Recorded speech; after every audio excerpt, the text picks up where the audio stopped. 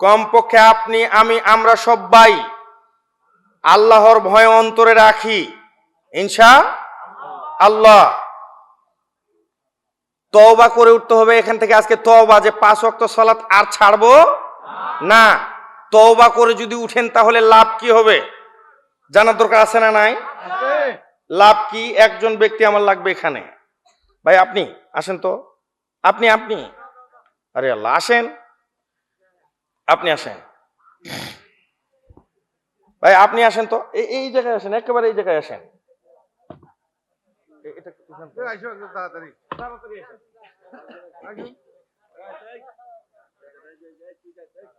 আসসালামু আলাইকুম রহমতুল্লাহ। ভালো আছেন? ভালো আছি। 5 ওয়াক্ত নামাজ পড়েন? না পড়ি না, মাঝে পড়ি, বাদ দিই। পড়েন, বাদ দেন, ঠিক আছে। আপনারই দরকার একটা লোক ভালো করতে পারলে ইনশাআল্লাহ। বলছিলাম নাম আপনার? আব্দুল সালাম।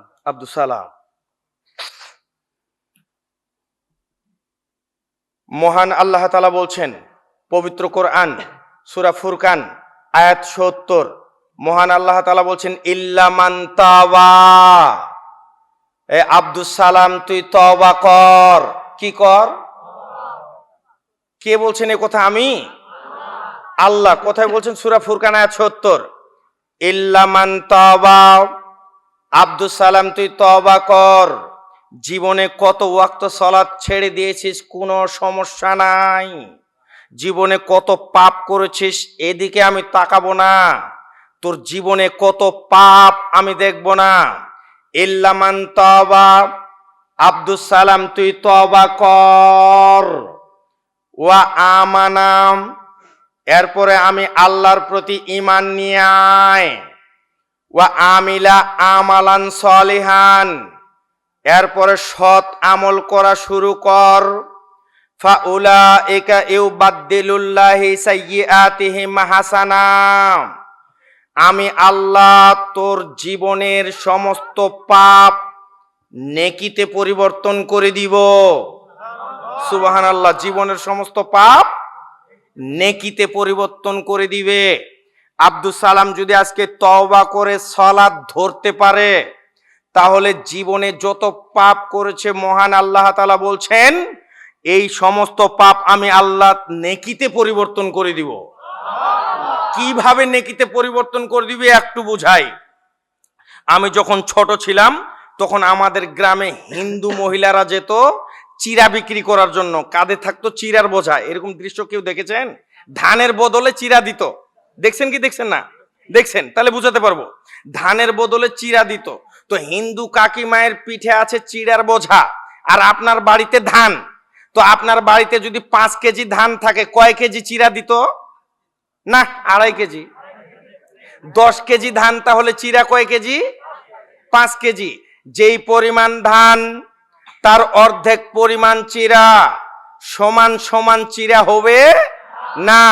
কিন্তু মহান আল্লাহ তাআলা বলছেন হিন্দু মহিলা দিত যেই পরিমাণ ধান তার অর্ধেক পরিমাণ চিরা। মহান আল্লাহ তাআলা বলছে আব্দুল সালাম ইল্লা মান তাওবা, তুই তওবা কর। ওয়া আমানা, আমি আল্লাহর প্রতি ঈমান নিয়ে আয়। ওয়া আমিলা আমালান সলিহান, এরপরে সৎ আমল করা শুরু কর। ফাউলাইকা ইউবাদদিলুল্লাহি সাইয়্যাতিহিম হাসানা, আব্দুল সালাম তুই যেই পরিমাণ পাপ নিয়ে এসেছিস আমি আল্লাহ তোকে সেই পরিমাণ নেকি দিয়ে দিব। জীবনের পাপের কোনো কমতি নাই। যত পাপ তওবা করলে আল্লাহ ততগুলাই নেকি দিয়ে দিবেন। তওবা করতে হবে কি হবে না?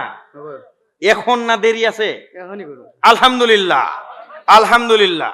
বলেন আজকে থেকে আর কোনোদিন 5 ওয়াক্ত সালাত ছাড়বো না।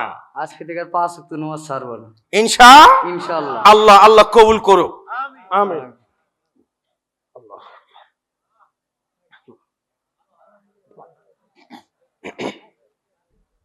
আরেকজন আছেন কেউ বেনামাজি? আসবেন, অন্য আয়াত শোনাবো একটা, এটা নয়। আছেন কেউ? আছেন? আসবে। এই চাচা, আপনি কি নামাজ পড়েন না? এটা তো আপনার দরকার নাই তো।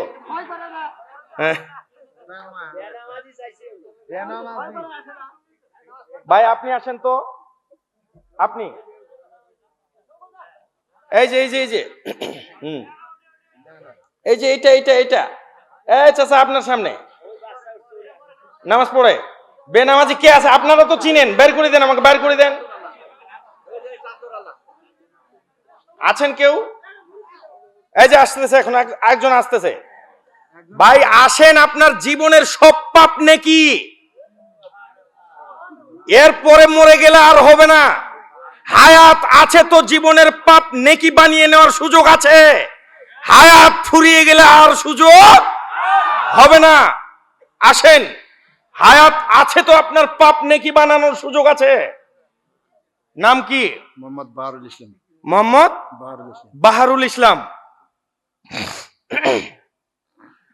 মহান আল্লাহ তাআলা বলছেন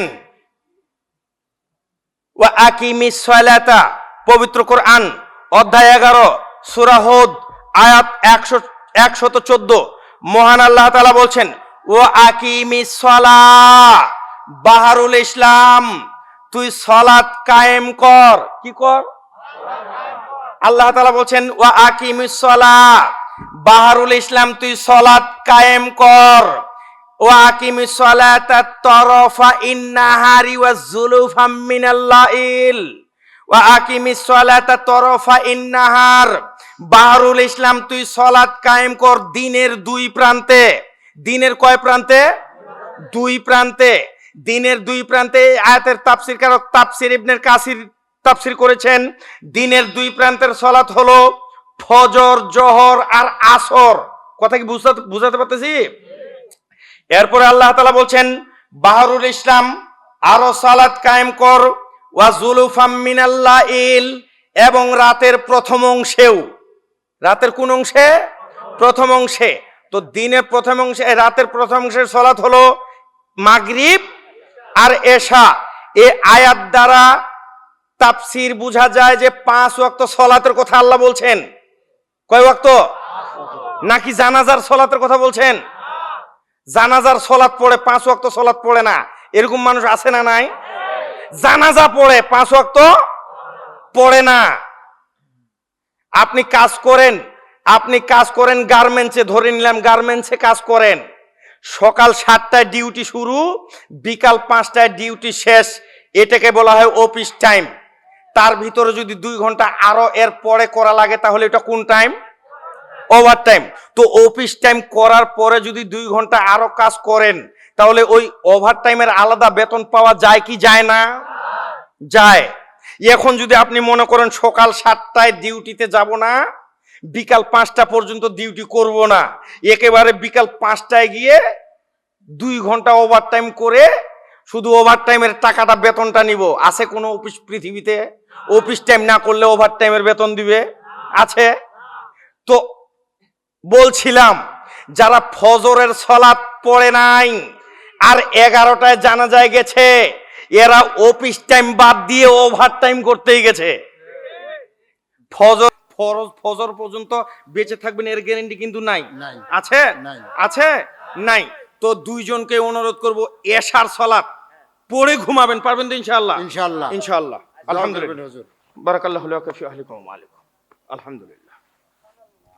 বলছিলাম ভাই ইনাদের ক্ষতি করেছি আমি? খারাপ লাগতেছে কারো?